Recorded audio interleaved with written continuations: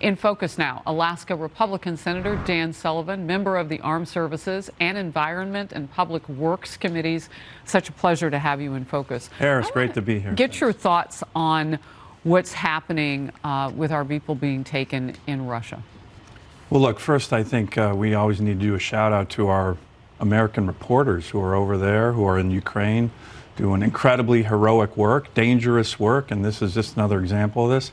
I think it's just a characteristic of the nature of the Putin regime, these authoritarian regimes. They will grab Americans when they see it in their advantage, and I think it's part of this broader competition and really new era of authoritarian aggression that we have with regard to the dictators in Moscow, Vladimir Putin, and in Beijing, Xi Jinping. American reporters are, they take risks over in China as well. And we saw that around the Olympics. I mean, some Absolutely. of the reporting that people were getting locked into their rooms and just sort of mysterious things happening. Do you think that our perceived weakness around the world right now through some of the foreign policy decisions or lack thereof by President Biden is making it unsafe to a greater degree for Americans? Well, I think that's an issue, and I think reporters always have to deal with that. I was recently in the Middle East and on a CODEL to a number of different countries. The one thing that I think Americans I don't think we've forgotten about, but is on the front of the minds of every leader I've met with, is the incredible botched withdrawal from Afghanistan and what a shock that was to the system of every country in the world that has relied on America. And they were telling us, you can't believe what a shock that was in terms of relying on you and your loss of credibility. That still reverberates. I think it was a real big reason why Putin actually moved into Ukraine. And I think that kind of weakness not only impacts great nation rivalries, but where Americans go to do work overseas. I want to get to this. New Fox polling shows 63% of voters feel that President Biden is being too accommodating in his dealings with Russia. Your take? Well, I mean, the one thing that I think is really important is that when the president talks about these challenges with authoritarians versus democracies, I think that is a challenge. There's no doubt we're seeing that with Putin, with Xi Jinping, but we need to be dealing with them from positions of strength. The president, let me give you two examples where we don't do that. The president just put forward their defense budget. This is the third year in a row that this administration puts forward a budget for the Department of Defense that is inflation-adjusted cuts.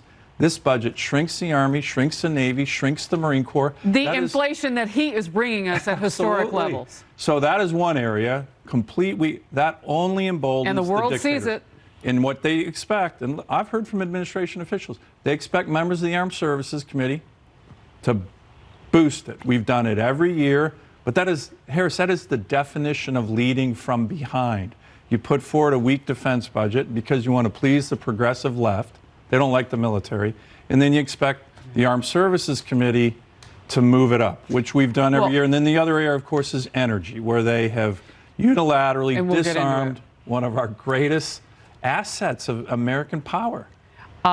Defunding the police now, defund the military. It's all kind of in that same vat that puts us in a very weakened position if enemies move against us. I don't think that the far left thinks about that, though. They don't. I mean, it's not something that they're. The far left is not enamored with our great men and women in the military. Woke. That's for sure. House Republicans have passed a pro-drilling energy independence bill. The Lower Energy Costs Act passed with all but one Republican vote, and 4 Democrats actually supported it. Senate Majority Leader Chuck Schumer says it's dead on arrival. The president said he would veto it if it goes any further. Here's Speaker of the House Kevin McCarthy. We just found the majority of them are so extreme that they'd rather stand with China and Russia than with the American energy worker. So I'm not sure what's controversial in the bill. I'm not sure what's controversial that you can speed the process up so we can make things in America. The Washington Post highlighted the bill's political power. Republicans think the bill will send a potent message to voters that they kept a midterm election promise to lower gas prices. They argue that Biden's climate policies, including his decision to revoke a key permit for the Keystone XL pipeline, are responsible for the widespread pain at the gasoline pump. You have so much to say on this.